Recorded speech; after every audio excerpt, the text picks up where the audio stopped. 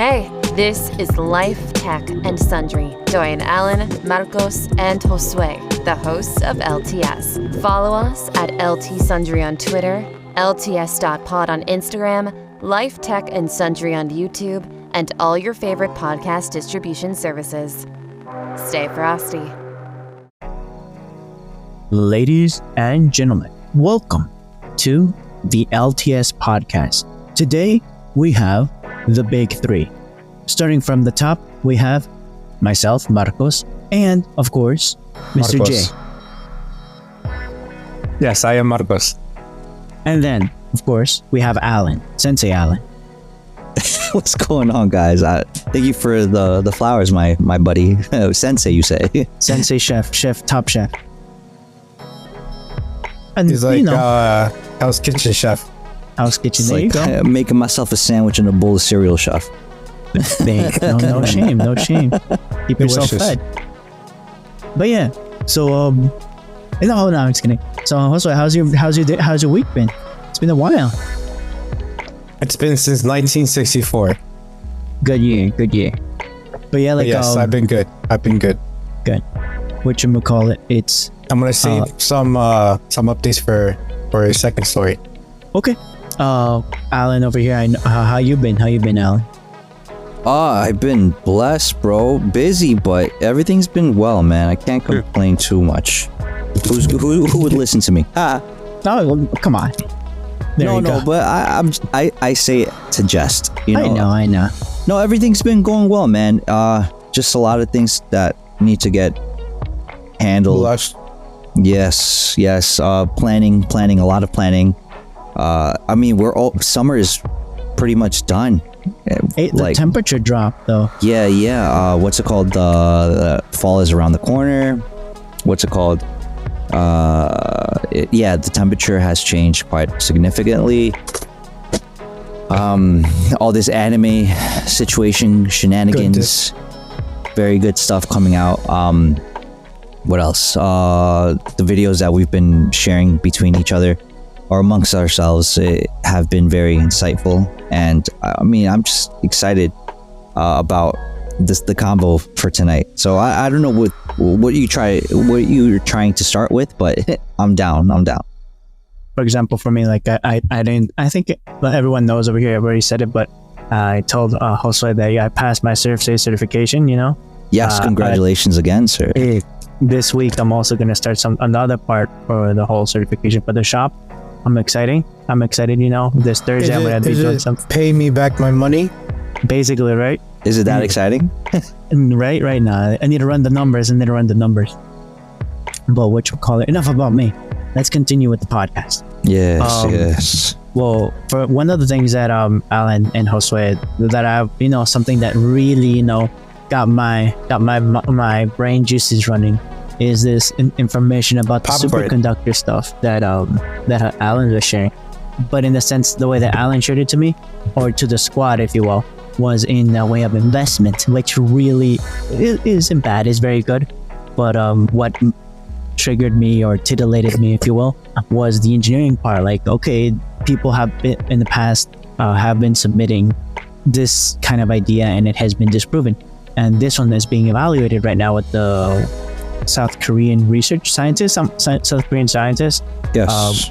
It's very exciting if this goes on, and it's being peer reviewed, if you will, by different companies at the moment. And what do you think also with that? Did not read it. No, it's okay. No, long story short, they submitted the formula that they allegedly the formula that they put the peer review is that if it's super simple and that it's very very easy to manufacture. But in the past, there have been people that do this, that have been submitting like, oh, it's super simple, and their numbers with the peer reviews didn't add up. So right now they're in the scientific community is like excited in the sense of what companies would rise up right now with this potential investment. But at the same time, what scientists like, what's the next? What could happen if this pans out? Like the investment people that have the liquid, they're liquid with cash right now. They're like, okay, what is it? Pharmaceutical technology was like the big thing for the past three years. Now it's going to be again regular electrical stuff, and it's really, really exciting, and makes me happy that like this in the engineering sense and technology keeps advancing. And how did you come across it, Alan? With this invest video that you shared? Yeah, so basically the video I shared was the dumb money video. So last week they were kind of like Chris Camillo was basically doing, I think, between 3 to 5 days of research, just immersing himself with all this information, which led him to kind of talk to his boys, Jordan and Dave, on the podcast. And they were kind of like going through the motions of seeing what companies could benefit from this actual, information and technology leap, which they were basically making it seem like it's the next big thing, which essentially it is, because it's basically quantum computing at room temperature without using, liquid nitrogen to cool down. And getting, I guess you could say chipsets done at room temperature, which is a big deal because it's feasible, makes it feasible. Right, it makes it feasible because as of right now, it's very the what's it called? The process in which the chips are made are under like extreme hot conditions, and they need to cool down everything with liquid nitrogen, which is like I don't know how many degrees below zero. 200 and change. Right, so it's an actual real large leap forward for this superconductor to actually be producing things at room temperature. It's a very big deal. And it makes it less expensive, more feasible. Exactly. But a couple of things that they were mentioning during the show is what companies could potentially benefit, whether it be the people or the companies that provide wiring, like copper wiring, tubes and stuff like that. What other companies, like investing in the picks and shovels of the actual investment, maybe not exclusively the actual superconductor company, but like other companies around it that might benefit from the quantum leap of advancements in the technology. So those are the things that they were kind of communicating, and they seemed very enthusiastic about it, and they made it seem like it was this super large leap into the future of like investing when the internet kind of started. Basically, it's like the next big thing, and if you're able to invest correctly at a good spot, potentially it can be a life-changing money for the person that invests in the right thing at the right time. And that's basically what it was. And I found it super interesting, even though I have very little, information as far as who the team is. Like Chris was going on about how he would have loved to go to South Korea just to go to the laboratory and kind of like ask questions and see what all this was about. And the story goes is that the reason, the history behind it is that I think the name of this certain I guess I would call it advancement is something that they had discovered back in the 90s, like I want to say then 1999 or something like that. And that's why it has like a denomination or the actual how can you put it, the name or the subject matter, something 99 or something 90. And basically it's because they kind of explained it like something that would happen in a Marvel movie where a scientist was kind of like doing something and bumped into something that kind of triggered the accident that kind of led them to create and find out that they were able to possibly make something at room temperature, which to me is very like Spider-Man-ish, right? Where yep. the spider gets nuked, and then the spider bites Peter Parker and becomes Spider-Man. So it's kind of like that type of premise on how it was kind of like a mistake led to a new discovery. So again, as far as story goes, it's very intriguing and to some certain degree kind of comical. But I think it interesting. Again, I don't know much about it. I'm not in that world, but it's something to look out for, because potentially if the information is good and a lot of other companies are going to benefit, and you can see a quantum leap of how things are getting done at room temperature, then that's a game changer. It's an absolute game changer, and it just stands to reason that a lot of people are going to be able to make oodles and oodles of money because of these advancements and information about this certain thing, right? Other than that, guys, like, I don't know, what are your thoughts about it? I'm excited. I said my piece in the intro. Blasphemy, no. What do you think, Wesley? So here's the thing. I found an article explaining a little bit. So the material is called LK99. There you go. It's a claim that the Korean team has discovered a superconductor that works at room temperature and ambient pressure. So that's like what, 1 atmospheric pressure. Yeah. So it says here the leads are I might be butchering their names, but Sukbae Lee and the big homie Jihan Kim. Yes. Has published said in preprints published on the 25th of July that a compound of copper, lead, phosphorus, and oxygen dubbed LK99 is a superconductor at ambient pressures and temperatures above 127 degrees Celsius or 400 Kelvin. The team claims that the sample shows two key signs of superconductivity, which means zero electrical resistance, and a Meissner effect, which is like it says in which the material expels a magnetic field, leading samples to levitate above a magnet. So it's basically, it has reached a point of equilibrium that it can create a magnetic field and essentially act as like how two magnets repel each other. Yeah, that makes sense. So like essentially this thing can float in air. Oh, very nice. Says previous efforts have achieved superconductivity in only certain materials under incredibly low temperatures or extreme pressures. No materials have been confirmed to be superconductor under ambient conditions. Now here's the kind of like, are you sure about that part where he says that purported superconductor drew immediate scrutiny from scientists. Yeah. My first impression was no, says Ina Visik, a condensed matter experimentalist at the University of California, Davis, or UC Davis. These unidentified superconducting objects are, as they're sometimes called, reliably show up on ARXIVE.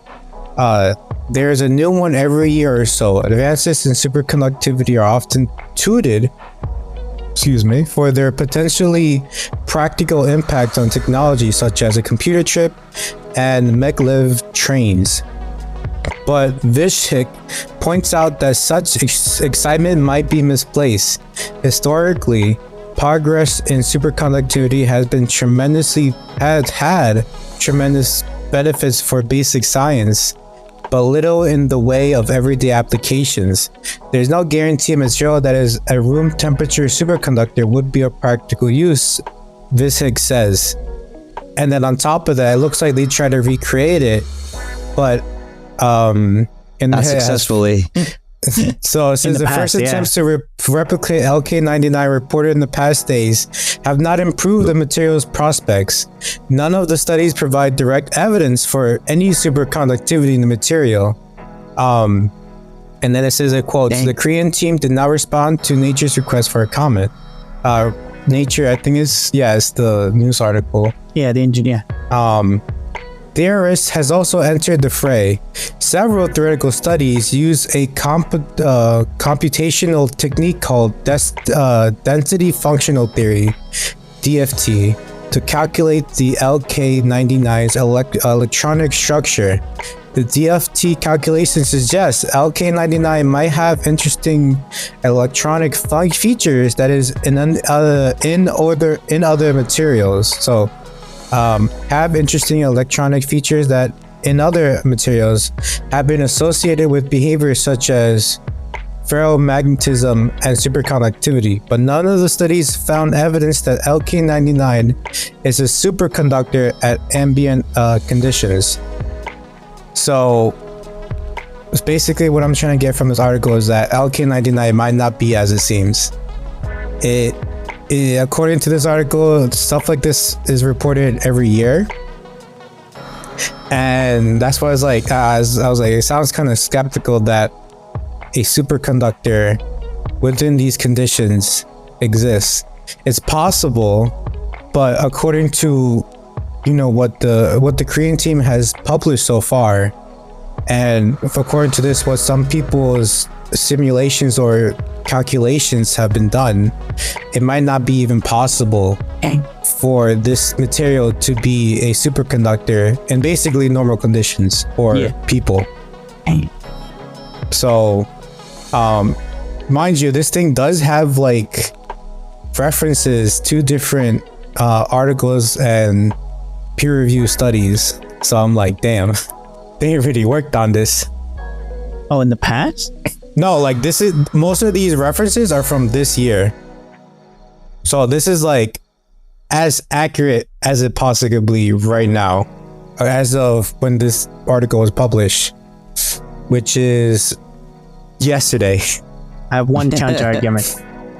2 does not make a crowd. No, I'm just kidding. Imagine. But like, it's like I said, the material is made out of copper, lead, phosphorus, and oxygen. And then like here's a key thing. According to the Korean study, it says that it's at ambient pressure, but then it says temperatures above 127 degrees Celsius. Oh Jesus, Celsius. Yeah, so that's Fahrenheit. like that's way above like 200 or 300 degrees Fahrenheit. Yeah.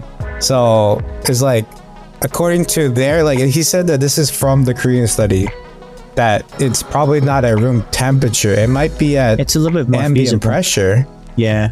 But then they said that they themselves made studies, but they have found that it wasn't optimal at ambient conditions. Yeah, 200 and change. There's still some investment in some coolants at least, but nothing like. And plus, it also nitrogen. makes sense because to get to superconductivity, the What is material has to be at it's basically like I think it says it here. So zero electrical resistance. Yes. And Meissner effect, which basically means you create a magnetic field that repels the normal magnetic field, causing it to levitate. And so just for zero electrical resistance, you need to be super cold for that. there's a triangle. Remember, resist RIV, something. You mean V equals IR? Yeah, and it's a triangle.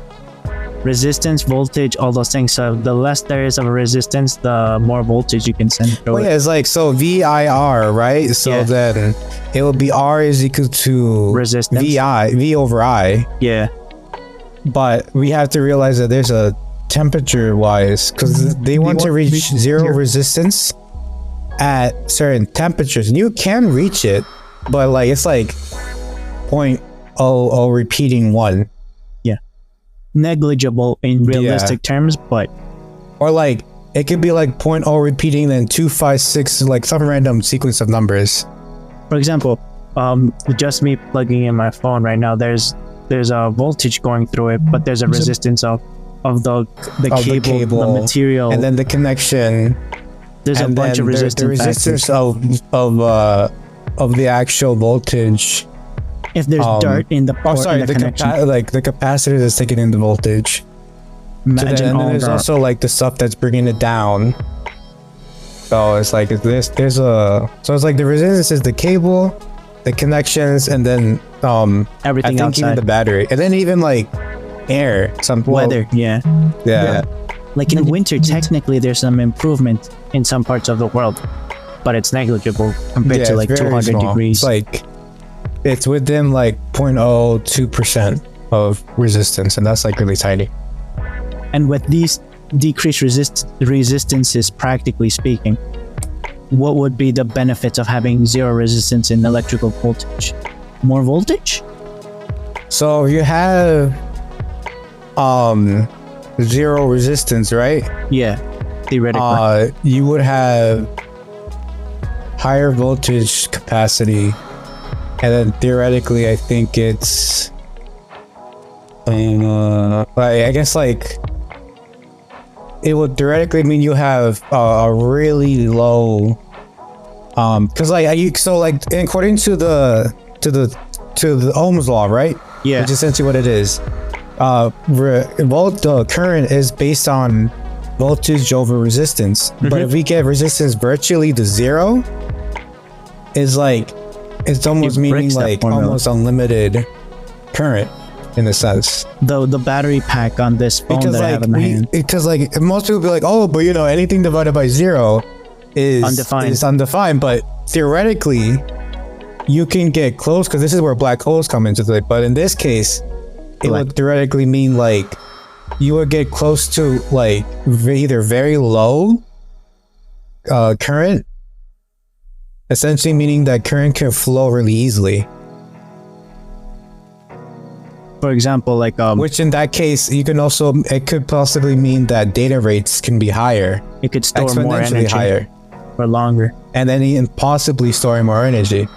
So and supercomputers require noticeably a lot of Because energy. that's where like you kind of go into integrals and like you're kind of just In the slowly weeds. but surely reaching to the point of zero, Yeah. which is where like we can get away with the whole undefined rule is with integrals. So Yes. it's like at that point you kind of have to make it an integral, and at that point it's you are reaching to a point of like the good stuff. The good he says. For like current, and if current is improved, then theoretically data rates and energy Electricity. distribution, electricity can be vastly improved. You can make the battery pack that we have on our phones can last for days. It could power Yeah. a car, an electric car, if you will, or a plane. Now if you will. we would need to have like a good power management for this to be even better. That's something else. This is a piece So, of you the know, puzzle. this is hence why superconductors are massive things, because not only do you need, you know, the good environment, you need to have something to manage it well.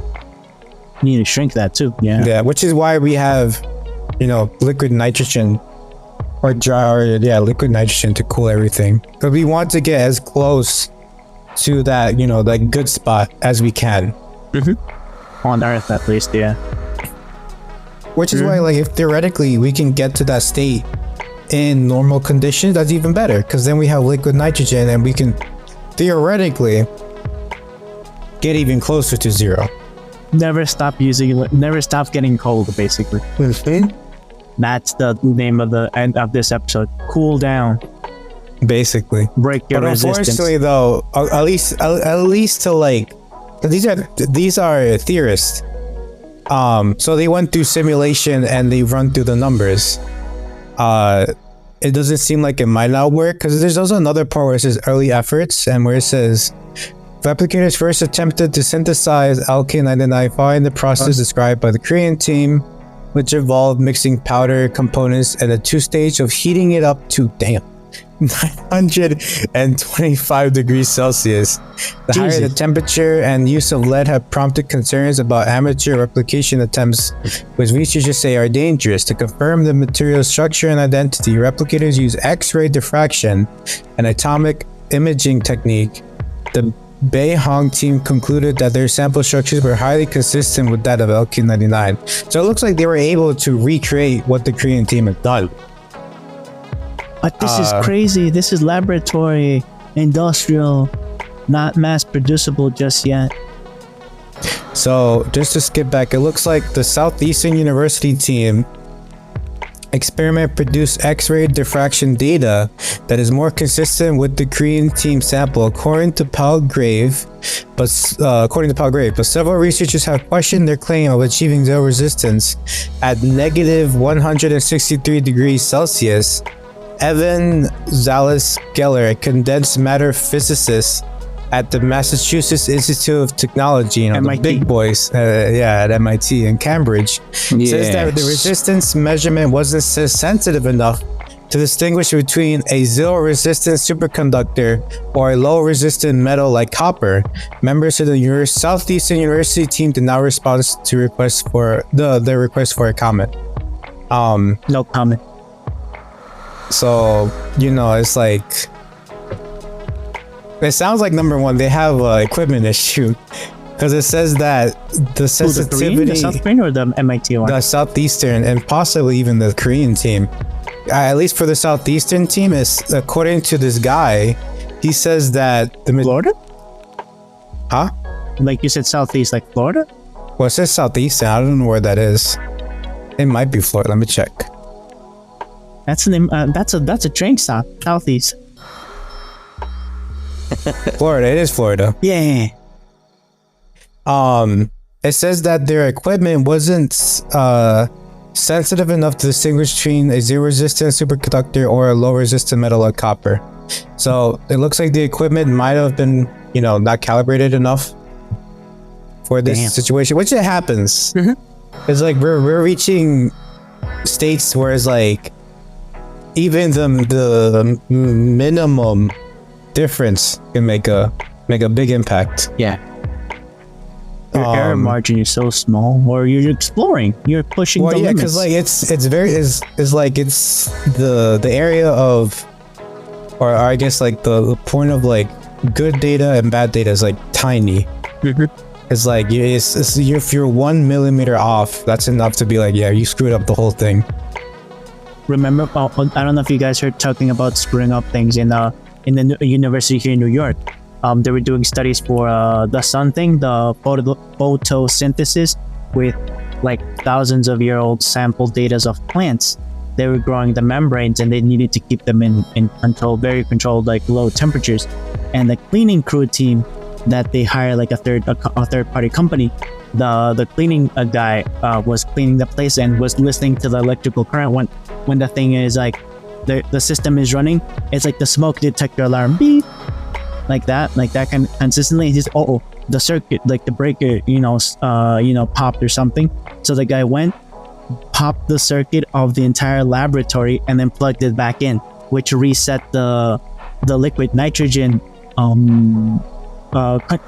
temperature controllers to shut off, meaning that it was from negative like 200, it went up to negative 100, which ruined the samples, potentially making them lose like 10 years of study and data over here in New York recently.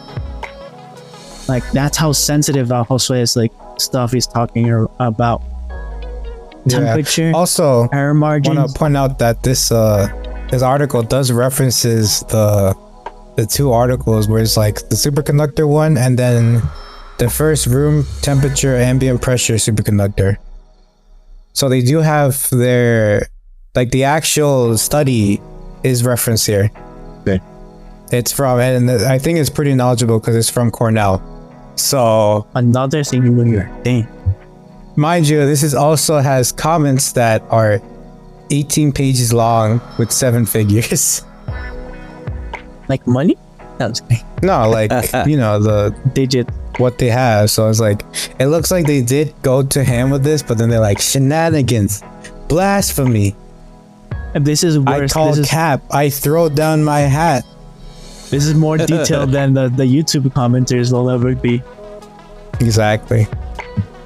They'll give you a number. It's like, it might be like, it sounds cool on paper, but on numbers, it might not be, the greatest. Also, I put it in the chat, the article. But yeah, it's like, it's looking like it's not, as I don't know what the video said, how it like listed it out in the video, But according to them, they ran the numbers and they're like, I don't know, chief. Dang.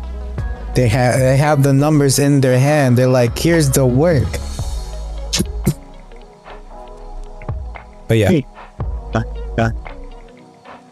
Damn. Oh, that's good to know though. I mean, Yeah. the fact that they're able to, again, and people that are doing investing aren't the scientists behind the Yeah, which is true. right. So I mean, if they're using it as a lead to figure out how to make some cash or how to invest in it without obviously knowing the actual science behind it, obviously they're going to probably go different ways. They might want to use the method of investing in the actual people or the company or the laboratory or the potentially the people or the companies that might benefit from the actual discovery, if there's even a discovery to begin with.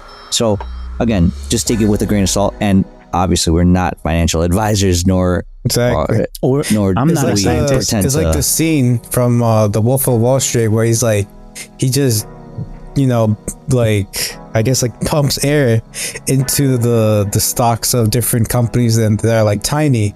He's like, but this is the next big thing. I guarantee you return 10 times profit as long as you invest 4,000. Oh, you want 2,000? That's fine too. right. Infinite money glitch.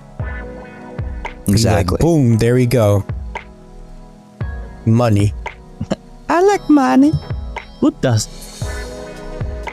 But yeah, with that money shell, we also I also want to share with you and Oh, I was gonna say, should I share my thing? go ahead. Okay. Go ahead. Delicious. Oh yes. So get this, aliens. No, I'm joking. I'm not doing that yet. But it does involve an alien. It Okay. involves Spooderman Very cool. 2, the video game. So if you don't know, Spider-Man 2, the PS5 exclusive, is coming out October. Now, if you didn't know this, San Diego Comic-Con recently ended, like I think a week or two ago. Right. And they announced in Comic-Con that, on top of the game, they're gonna release like an exclusive PS5 that has custom plates and custom controller. Oh, okay. So they're like, so we're gonna have this. It's like, let me see how much it costs. Here it is. So like, if you want the whole bundle, which comes with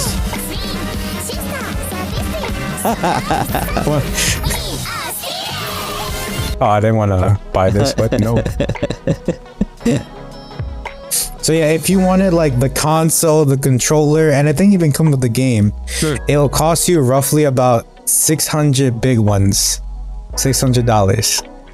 Now though, they were generous enough, quote unquote generous, and they're like, if you have a PS5, right?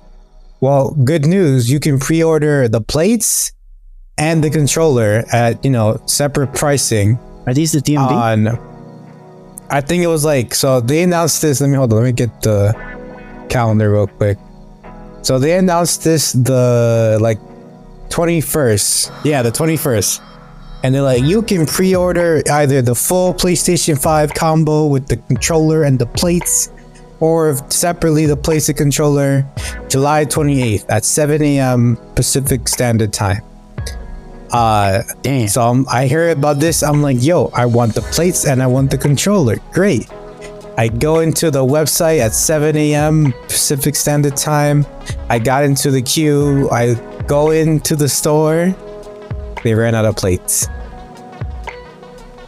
In 2 minutes. In 2 minutes, these damn scalpers has bought all the plates for both editions of the PlayStation. These bots. And I'm like, yes, basically the scalpers. And I'm like, Horrible. shenanigan, blasphemy. Horrible. But people. then I see the controller and I'm like, all right, I'll get that. So I have the pre-order on the controller. And then once I got the pre-order in, I look into eBay. The day of the pre-order, the controller was like, they're selling it for $300. The place was like $150, $180, something like that. And I'm Each like, plate. what is this? Mind you, the controller is $80. The plates are $65. No. So these like hooligans are trying to make money from this, and I'm like, blasphemy. At least I got the controller though. Gonna drive out with the whole thing with the plate. Damn. Yeah. But you know, the game, if you don't know, is gonna feature both Peter Parker Spider-Man and Miles Morales Spider-Man, and they're gonna be facing off against what's his name? The hunter, I think Craig, something like that. Hold Castle? up. No, it's like Craven. Yeah, Craven the Hunter. They're gonna be facing off Craven the Hunter, and then they're gonna switch into Venom. Damn. Which, you know, it's like aliens. Yeah. Which they did reference. Well, okay, so the new character coming out is Harry Osborn. We kind of saw him in a tube with water. You know how they do, being healed, and then magically he's like, "I'm back, guys. I'm healed."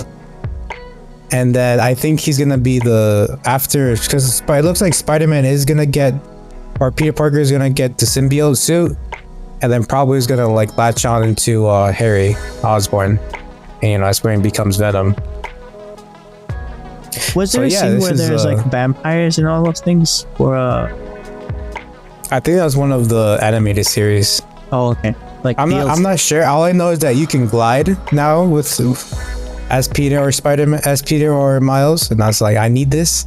And also the map is not only going to be Manhattan, it's going to be Manhattan, Brooklyn, and I think Queens as well. Yeah. So it's going to have 3 boroughs. You know, they didn't want to do the Bronx or Staten Island. They're like, no, that's too much. So we're going to have at least Brooklyn, Queens, and Manhattan in the map.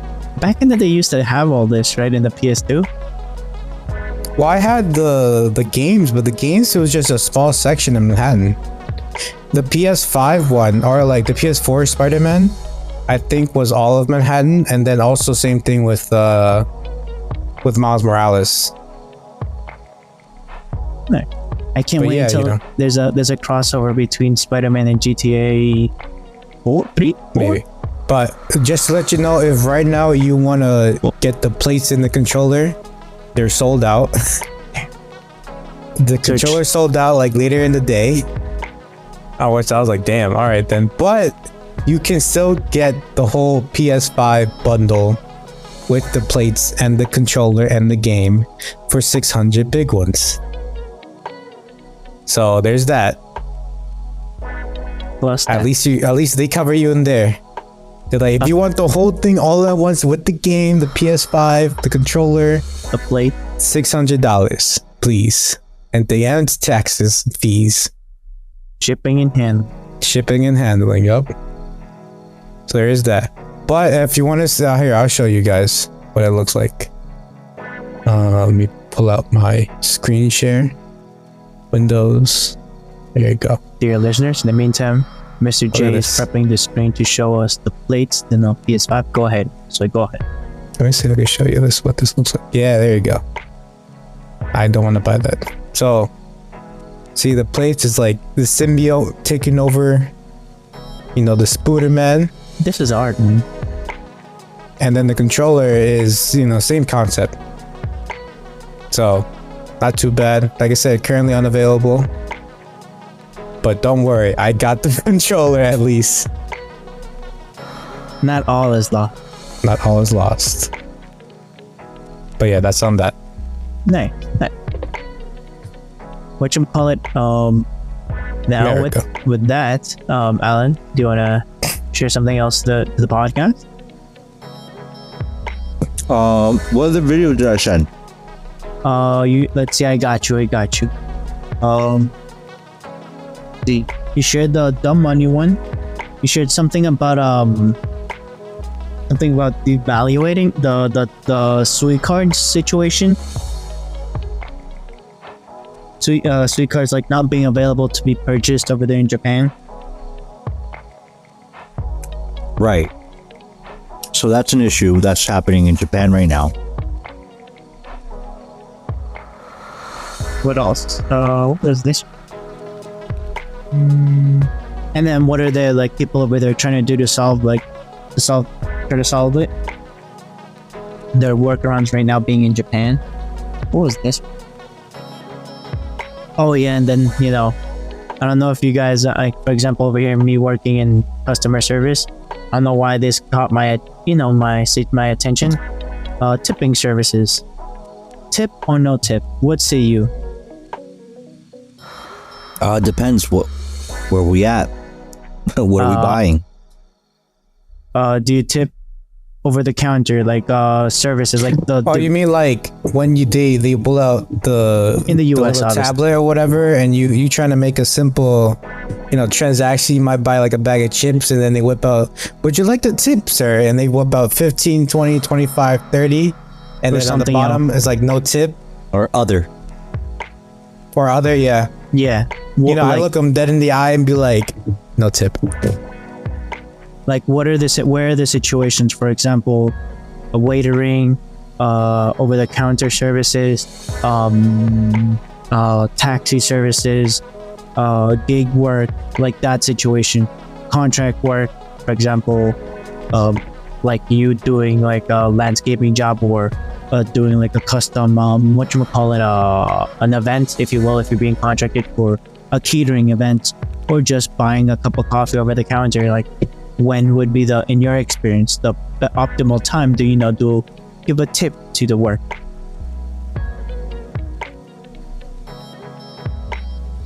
Well, I think me personally, if I'm getting, say like I go to like a 7-Eleven, right? I'll tell you this 7-Eleven, but like a convenience store. Yeah.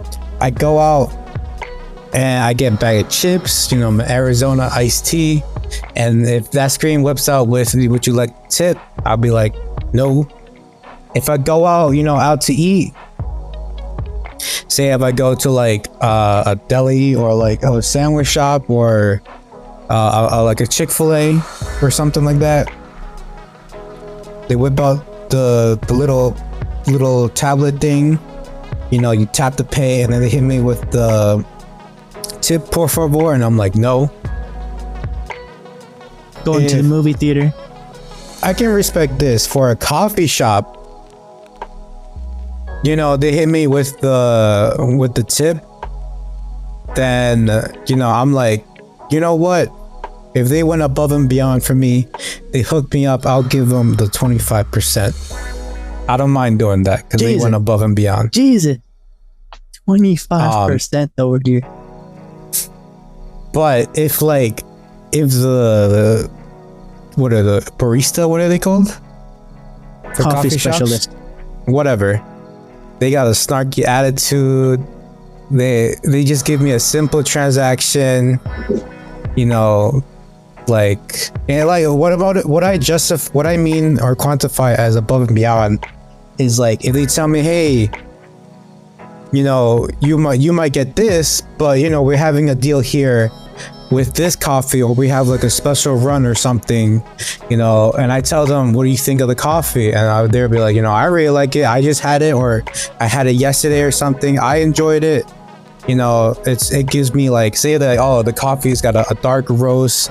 We put the chocolate syrup on it. It's great with a sprinkle of this, sprinkle of that. I personally like it. I highly recommend it. Then I'll be like, all right, I feel like that merits a tip.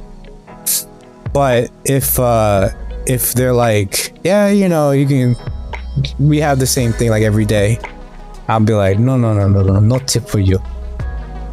Or what if I'm gonna do like some extra like prune some flowers like roses with my next door neighbor, or a recommendation from my neighbor, and I said like, my neighbor knows about flowers, like he can get you a good price. You do a good job, and for him. And do you think, as the customer for that service, do you think after an agreed upon price, do you think it'll be a good thing to tip or no tip? I think that's different though. Yeah, like a gig work. I feel like a tip would. I mean, me personally, if in that situation, is like, it's like he did it in a timely manner, or like he cleaned up bagged it. Maybe he took it with maybe he spruced it up, give it like a more natural look, or like a look that you are looking for, like a little bit something extra than what the pre-approved payment was. Then yeah, it's like, don't get me wrong, it's like if it's like a hot day he came, or he came in a rush, something like that, that's like, yeah, a tip here and there wouldn't be too bad. The amount would be up to you, but it's like, I feel like a tip would be like something that people had to do, like they had to go above and beyond. At least in my opinion. I kind of agree with Josue. And I think that's a distinction you have to make between like contractor work and like a food service type of job, where you kind of agree to getting paid a certain amount of money per hour. That essentially is what you would get, and then whatever else as part of a tip is extra, right? Where a contractor has to actually specify, well, I'm going to do this work and it's going to be this and this and this, and it's going to cost you this much. So that's why I guess a contractor would have to take in consideration the time, the material, and the labor in order for you to, or for that person to charge you or give you an estimate of how much it's going to cost. And when you contract someone, you have to pay that person basically based on what you guys agreed upon. You're not going to you're probably going to do a really good job, but you're not going to go above and beyond. It's like, yeah, I asked the person to take out some weeds, but he kind of redid the whole scheme of the flower bed and gave me roses, and like that's going like above and beyond, but that's not what the contract said. You're not supposed to do all that. You only agreed to do certain things because that's what the person is willing to pay you for, right? For that actual agreement. So I don't see it as a bad thing to do a good job, and you charge for that good job that you did as a contractor, unless the person or the client is trying to tip you monetarily. Or I mean, even people consider, like Josue was saying, if it's a hot day, right, and the customer wants to hold it down with I don't know, as simple as a bottle of water or something, that could be considered as an extra or a tip, or for you being diligent in your job or your contract work. But if you're at a restaurant or something like that, and you're actual waiter or something, like, you basically get paid on performance, right? If you give the right amount of attention to an actual client or a customer, the person is going to feel like they're VIP, and they're more willing to give you a great tip for the great service you're giving. Because unfortunately, in that type of environment, you kind of live for tips, and the better you are at schmoozing with the actual guest, you're gonna get a better tip. Thing, yeah. Well, a lot of actors are waiters until they get their big break, and that's something that happens a lot. But that's also something, or that's also why that's also even different from, you go to what Josue was saying. You go to an actual store, and everything's on the terminal, right, or in a kiosk or something, and you just have to press a couple of buttons and you kind of do the self-checkout thing. There is really no need for you to tip someone, because no one really did anything for you. They in the sense of, like, unless you're going to a fast food restaurant and the person in the back that's making the food, you want to tip that person because you're feeling generous that day. That's something different. But because they did something for you that's above and beyond what they're already being paid for, not really. Again, this is the reason why Josue is, I guess, a way of going about it where he he looks at the person dead in their eyes and just says, "No tip for you, sir or ma'am." Like, and I understand that. Always look at them at the eye. Yes, so always. You're like, you know, I'm not BSing. No, of course. No, and again, Show dominance. Right, and in order for you to like, I mean, sorry, my train of thought got carried away. Well, a lot of people would probably do that nowadays just because it's like, dude, you're getting paid, you know, X amount of money. You're not doing anything but that one specific thing that you're supposed to do. You're not going above and beyond. You're not doing more than you need to. You're kind of just coasting it, and then you expect people to pay you extra for something that you're already supposed to do because that's part of your job description. Like, yeah, I mean, that's where you kind of are in the gray area. And again, I don't want to make it seem like I'm trashing people that are in that industry, because I've worked in that industry before. And of course, a lot of people also get into that rut where it's like the tips are divvied up or divided between the people on that shift, which makes it a whole other issue, because now there might be a person that was just not giving it their all that day or in that particular shift, and now they're going to get the same amount of tip that the person that's been busting their ass, you know, smiling, speaking to the client really nicely, really going above and beyond, making sure that person has all their stuff in the bag that they need, you know, and being like, and trying to, you know, have some urgency behind what they're doing in order for the orders to come out on time. And that person is going to get paid basically the same as a person that's being lazy. Like, that again in itself is kind of ridiculous, I think, at least. And I think it would probably be a better situation, like more in the restaurant, where if the waiter or the person that's you know, helping you out, if that person is going to get the full tip of what you're trying to pay them, then that's cool. It's a whole different story, at least for me. When you go to like a fast food restaurant and it's like they're gonna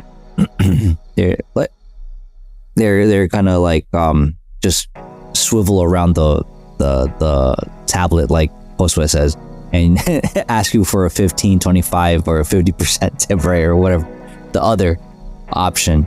And like, I think that's where you kind of don't want to do it, because it's like, really you did nothing and you want tips. Like, here's a tip: don't quit your day job. How about that? So what do you think, Marco? Well, the whole thing, like, for example, the contract gig work versus like catering versus like over the counter, I agree, man. Unfortunately, like, over the counter, generally you're getting a salary already, so it's already a fixed salary. Now there's a certain rules and regulations of how to, you know, that what you're expected to do. Just don't mess that up and you'll have a nice day, you know. And also, you know, treat others how you want to be treated. If you want to be treated like, you know, that's something, you know, still to be discussed at another time. But for example, doing like a gig work in over online, for example, there are always options. You know, they could always ask for tip, something like that. And online, the only thing that they ask you is like, do this, do that, and this the time frame. Okay. There's no room. The only way that they give you tip is like, oh, he was asking questions. He wasn't asking questions. I'm like, but you already gave me the instructions. Why? Well, why would I need to be extra wasting your time, my time, when we know what the project is? Or for example, going to shovel snow. You want us to add to shovel snow on your walkway, driveway, add some salt and check if it's still snowing. Check every, like, at least twice a day, or depending how bad it is on the instructions. Tip if it's still snowing and you're coming while it's, you know, at the lowest of its being, you know, the inclement weather, and you still show up and do the work to keep what you agreed upon. Then, and it's an inclement weather situation, like in this case I'm doing the situation of snow, then maybe there can be some tip there, maybe. And, you know, those are all my only currently three personal experiences that tipping varies a lot. Like over the counter, gig work or contract work, if you will, and both, I guess, too, shoveling snow and the things online and did are considered the same category. So two different categories of experiences that tipping was still influential, but now that I know this more, are very different. And with your guys' experience, like doing a 9 to 5 or doing a gig work, really shines your the differences in the US specifically for tipping, which we all live it, you know. And with that note, what do you guys think if we slide into the other point of conversation, some anime? One more thing. Ladies and gentlemen, welcome to the やれやれだぜ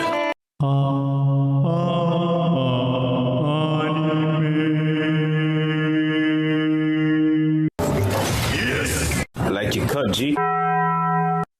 Cool. And with that, we start the anime segment. Let's go. What do you want to share to the class? Well, today, historic event has happened.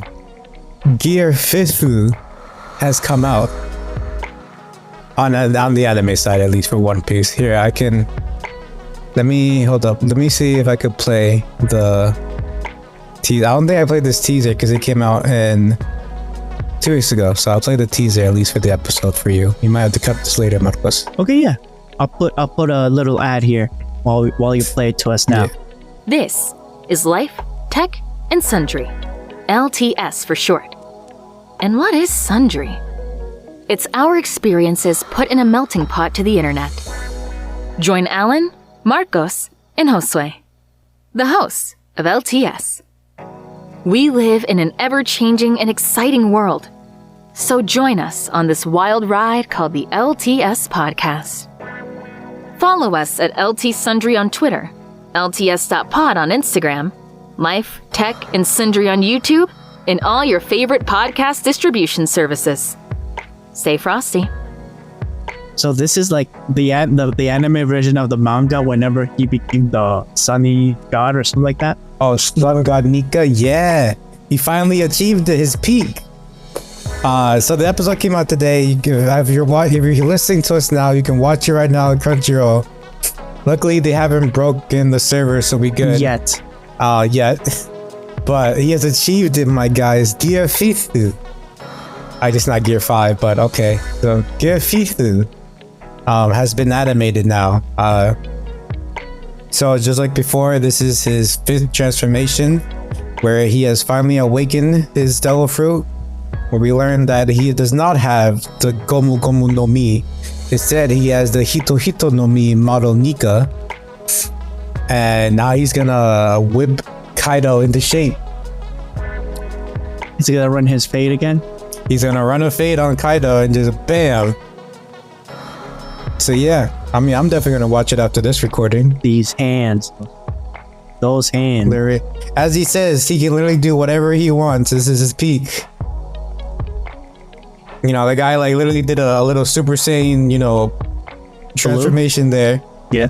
And yeah, he jumps into battle, my guys. I like how, let me show you the ending. Yes, of the last episode. So yeah, there you go. The little teaser at the end.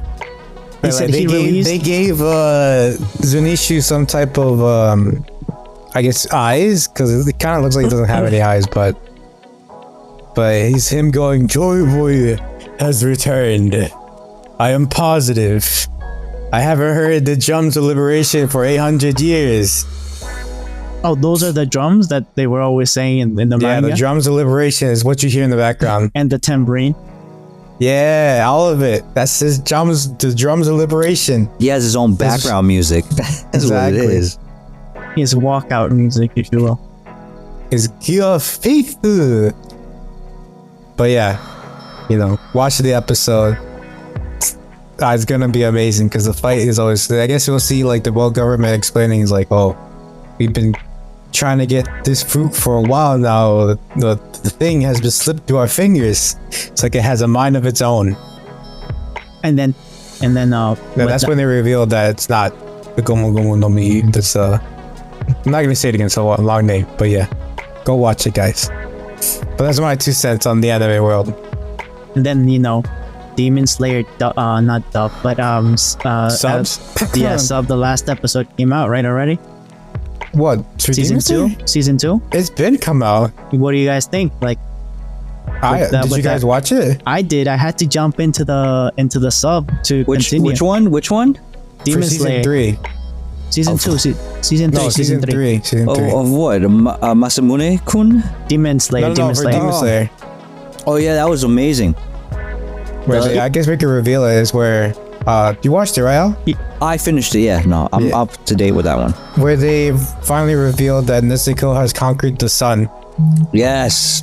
No, it was super like, like heart pounding. Tear jerking. She was burning. Bro, my man was so sad. Like the voice acting, the actual depiction of his face, like he's getting super sad. Like the artist, Ufotable was like on it, bro, with the details on that art, bro. Chef's kiss. Hell yeah. And then that lightning scene that what he was thinking, like, what can I do to go faster? yes. That gives away his ability. No, I think what was more like that state of distraught was like him trying to figure out and decide, should I help my sister or should I go and kill the demon before he kills the 3 swordsmiths. Like that was like so disheartening, like not knowing what to do. He's like going out of his mind, like trying to figure out what he should pick, what he should choose. And his sister kind of just gives him a kick in the ass, like, yo, go be a hero. But he became a swordsman just for her. Right. And she made the choice. Right. No, I mean, like, not to change up the subject, but weren't they gonna do the premiere of Gear 5 like in big ass movie theaters for that? They should have. That episode. No, I think in That would have been Japan, nice. I think in Mexico City as well. And I think somewhere else, I think in New York they were gonna do it as well, but I'm not sure where.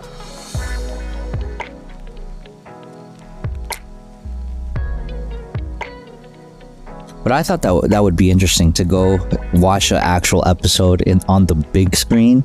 I don't know if they would do the IMAX, but that would be amazing. How far is the dub for One Piece right now? I have no clue. I think It's in Wano. They just started Wano. Yeah, I think I got an email from Crunchy that they kind of released a season worth of like back episodes with like just a bunch of dubs or English dubs. One. So they passed the fight. They passed the time skip, right? I think so. Damn. I think they were Whole Cake Island before getting to Wano. Yeah, I guess. Yeah. They're still pretty decent. They're going as the fastest is right now. Once I cut up with One Piece stuff, I guess that's where I stopped personally.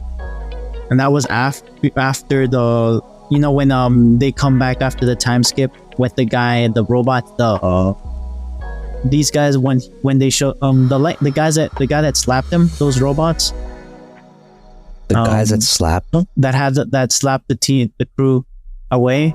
You mean? Oh yes, of course. Kuma Bear. Yes. Yeah, there you go. Like the copies though, not the original guy. Yeah, the pacifistas, you mean? Yeah, there you go. That's where it stopped. The dubbing that when I stopped watching. Okay. No, but like I remember checking, they're like up to like the beginning of Wano now. Okay. Like I think he just faced Kaido for the first time in Wano and lost. You're not there yet to Gear 5 though. Almost. You watched those episodes, and how long ago was that for everyone in the chat right now? For what?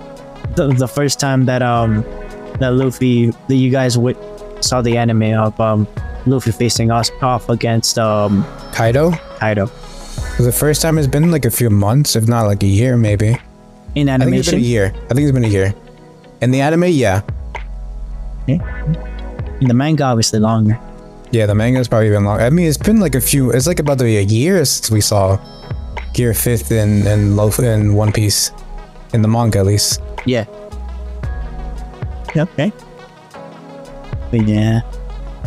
There's that one. I'm also excited for Spice and Wolf being announced. Did you guys ever watch that one? I feel No. like Alan would have. It's all about like economics. And No, the I know original what you're one talking about, but I've never seen it, bro. was Hollow. Oh, it's so good. I'd recommend you going to see the that's like the Trigun of its time, if you will. But Right? It's with But that it- little like wolf girl, right? Wolf girl, yeah. Or fox girl, something like Yeah, that, right? it's a wolf. It's a deity, if you will. It's like a monogatari, if you will. Yeah, I've seen her I guess her figures go up on like Ami Ami, like cuz she's gotten pretty good amount of figures, scale figures and non-scale figures. So I've seen her before, and I've seen I've seen her in figure form before. I just don't know the anime like that because I've never seen it. But if you're saying it's good, bro, then You're gonna want. I'd recommend okay. if you like about like it's a thinking man's anime. I'm just Thinking man's, you say? yes. How so?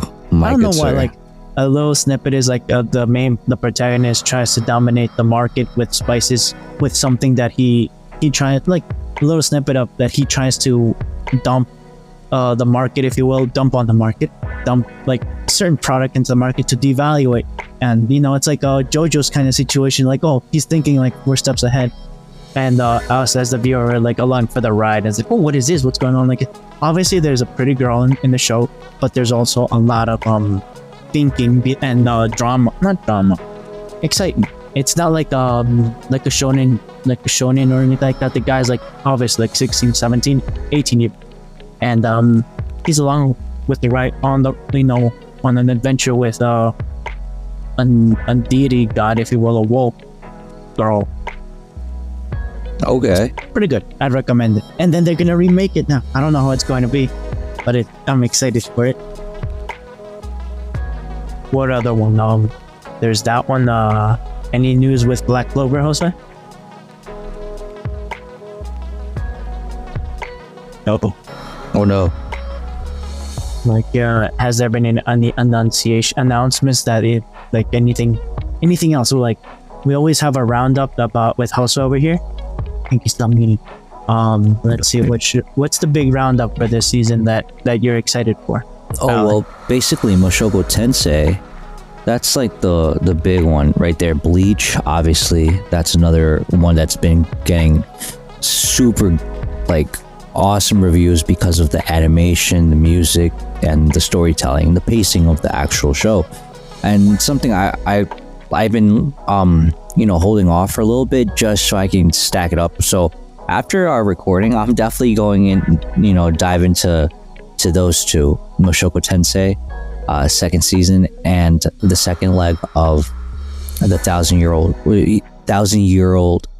Oh, why is English so hard tonight? 1,000-year blood war arc for Bleach.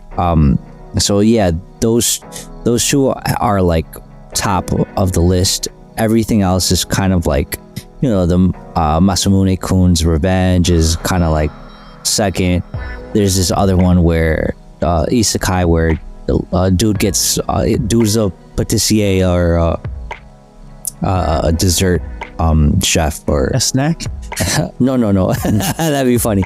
A pastry chef that is unfortunately taken out by the sugar sculpture that him and his team created, and he gets flung into another world, reincarnated, and is the son of a nobleman or a low-ranking nobleman.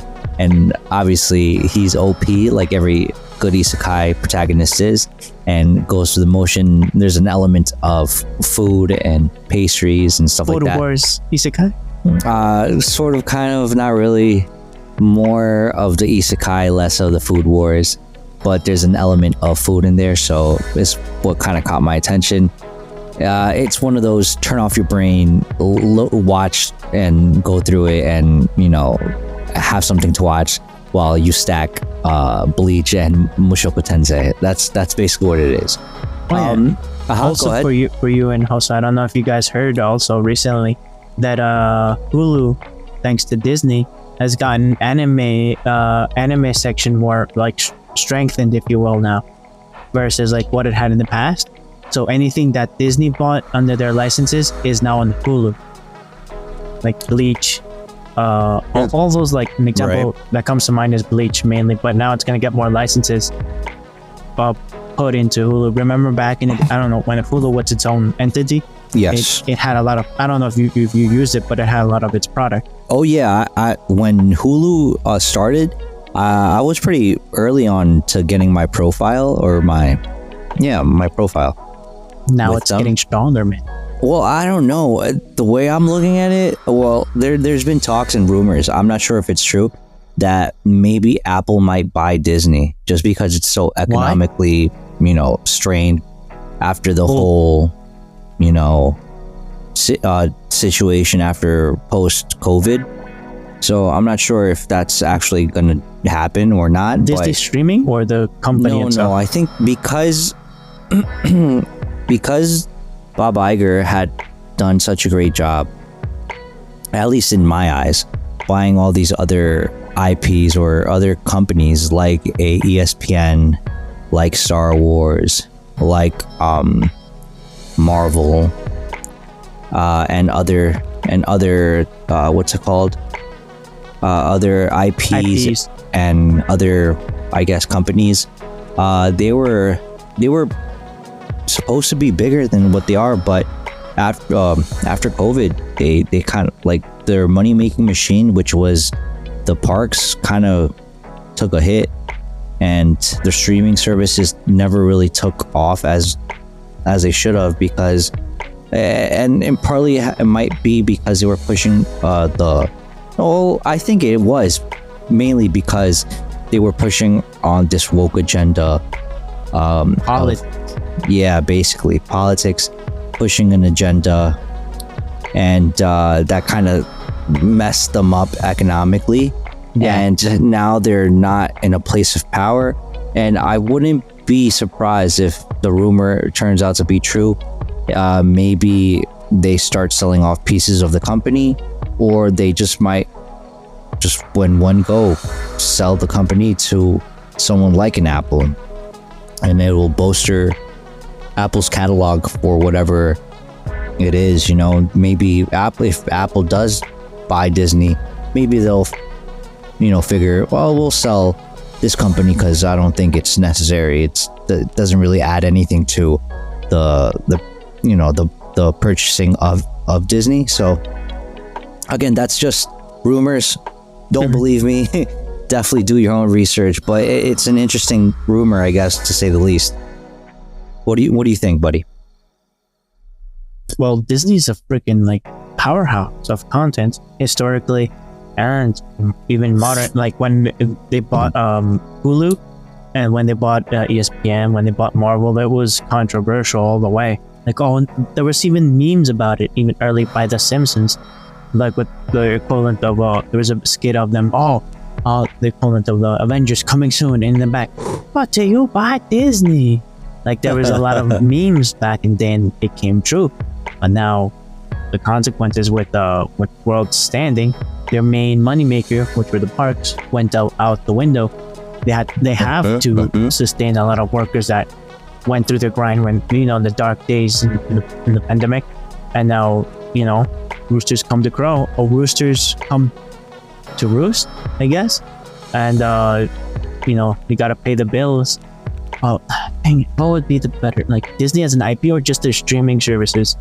Oh, and then there's the writer's strike, which they're up a creek right now with content, and they also have to. We talked about this right before, that they have to pay. That we agreed that there has to be proper compensation for everyone involved, and obviously somebody's going to be a loser. But no, you want to continue doing content, there has to be compensation. And yes, absolutely. and understanding the changing market of everything being streamed, ticket sales, plummeting up. Are they going up right now? I think they are, right? With like, how was Oppenheimer, for example? Like, did it do good?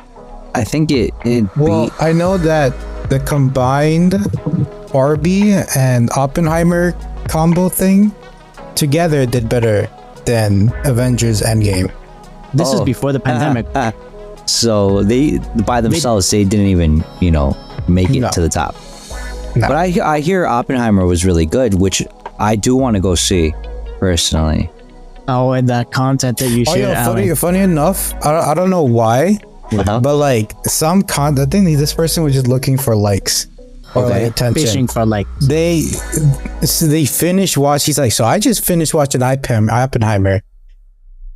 Basically, going to like how the states basically like, oh, we dropped the bomb on them, and it's like no one really cared about what the after effects of the bomb. And then like she brought in some kind of like historian from Japan that said, yeah, the states doesn't really apologize for what they did in Hiroshima and Nagasaki, which kind of shows the ignorance of the states. And I'm like, hold up, wait a minute. Pearl Harbor, did you forget? It's war. And I'm like, number one is like, and like, mind you, this was a reaction to someone. He's like, hold up, did you not forget all the weird stuff Japan was doing? Like, Japan conquered Korea, China, so Philippines. they had them under like slavery basically down there. They tortured their fellow neighbors crazy.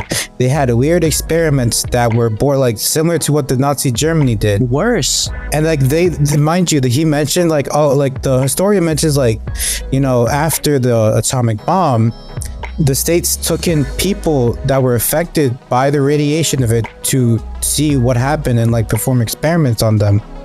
And it's like, mind you, they did that to help them, to learn about the effects of the bomb and to somehow help as much as they can. From like, they didn't have to do that. It's like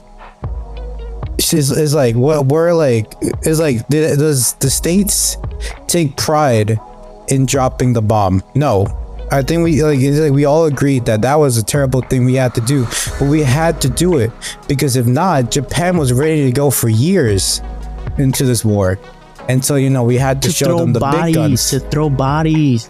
Everyone in Japan. It's like, yes, we took out 2 of Japan's cities. We took out innocent lives, but we did it in the name of saving millions. And which we did.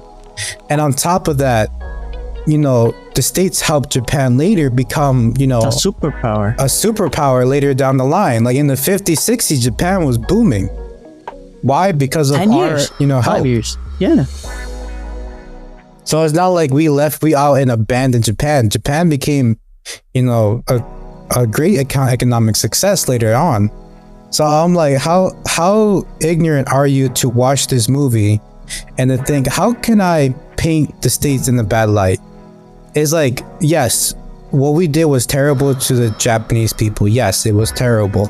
But it's like, during World War II, it's like we had a lot of necessary evils in order to stop this war. Because that's what we wanted to. After Nazi Germany surrendered, Japan was like, I'm out for it. Like, I'm good for another 10, 20, 30, 40, 50 years.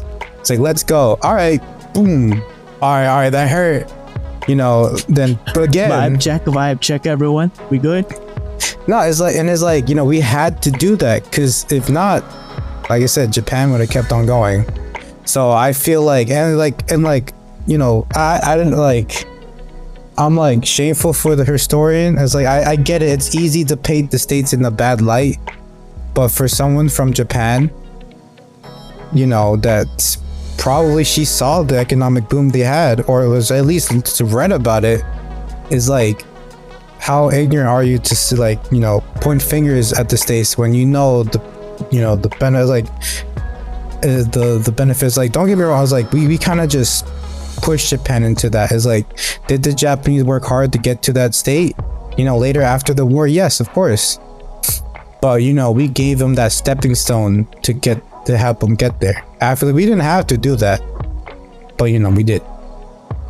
Can I give an example? All the sides that are democracy. Right now, World War II specifically. After World War II, like every single place that like has been conquered by in that time or beaten by the Allies, right now recovered and became very strong economically in modern history. Example: Germany. After World War One, the U.S. left the place. Left the chat and let Europe deal with it for 40 years, 20 years. Germany, got pissed. There were people developing hatred towards the what was before the UN, the League of Nations. The League of Nations. They devaluated their debts. They devalued their German dollar, and they developed hatred towards everyone else that wasn't German. Oh, let's develop a little political team, called the National Agrarian Society, aka the Nazi society. They start speaking things that ring true to a lot of the fellow Germans there, and the rest is history. And then World War II happens. Allies take them over, and the Russians, obviously, they take the Axis. The Germans and the Allies and the Russians, I consider like the Russians their own team, technically, but Germany gets divided in two, and you get to observe how each side with their political ideals, two parts of the same country, how they develop, and the proof is in the pudding. Japan also gets beaten out by the U.S. Look at how they are now. Guaranteed they wouldn't be saying this if they were on their side, the winners. Obviously, winners write the history, and obviously losers just get to ride along on what's going on. And like you were saying, they're just fishing for content. And hopefully we get to understand what happened in history so that we don't repeat the same mistakes. History right now is being written, and it's very 5 years that a lot of people are saying right now for what's going on in the Pacific again. Ugh, sorry about that. It's okay, you're good, bro. What do you say? Another news though. Yes. Have you guys been watching Bleach? I do laundry every week, Nabs. I said, have you been watching it? The laundry is right over there. I watch it every time. Yes. No, but Bleach. Bleach. Oh no, the anime. Good. It's been good. The anime. Very good. Have you been reading the manga? I finished. With Congratulations. Good. What else? You never told me about Black Clover. Any news? No news? Hold up. I remember they did announce something. Why, I think they did say that they were gonna do the next season of Black Clover. Let me see.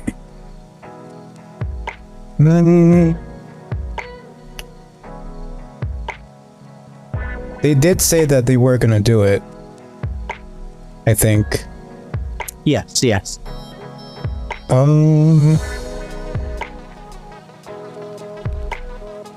I don't see it. Just rumors right now, but rumor has with the success of the movie, I did think they were like, yeah, we're gonna do it. They're remaking. They made already a Trigun. They say they might reveal the day in coming months. Keep your ears out. Keep your feelers out. Oh, sorry. You're an animated man. Wait a minute. Wait a minute. It's like better. That's already you're Mr. J. But yeah, I need to get a picture of you with your glasses, like a silhouette of you pushing up your glasses, and like fade to white on your glasses, like a shadow figure of you pushing up your glasses and white. What? What? Like oh, you mean the white on the lens? Mm-hmm. Damn. Well, yeah. What do you got? That's it for me though with anime news. Okay, cool. Would you like to share anything else, Alan? Not really. I mean, I already, I guess, spoke about the ones I'm watching. But yeah, that's pretty much it. Yeah, same here. Thank you, dear listeners, for joining us on this episode of the LTS podcast. Remember to follow us on Instagram, Twitter, YouTube, and everywhere else that you listen to podcasts. Give us a thumbs up, 5 stars, comment, reach out at us, get at us. Do you watch Bleach? Do you watch are you ready for the Black Clover or to a Spice and Wolf? Reach us at all the social medias and leave a comment on YouTube. Like and subscribe, and all the different links are in the description below. Talk to you later, dear listeners. Marcos out. Good night. Good night.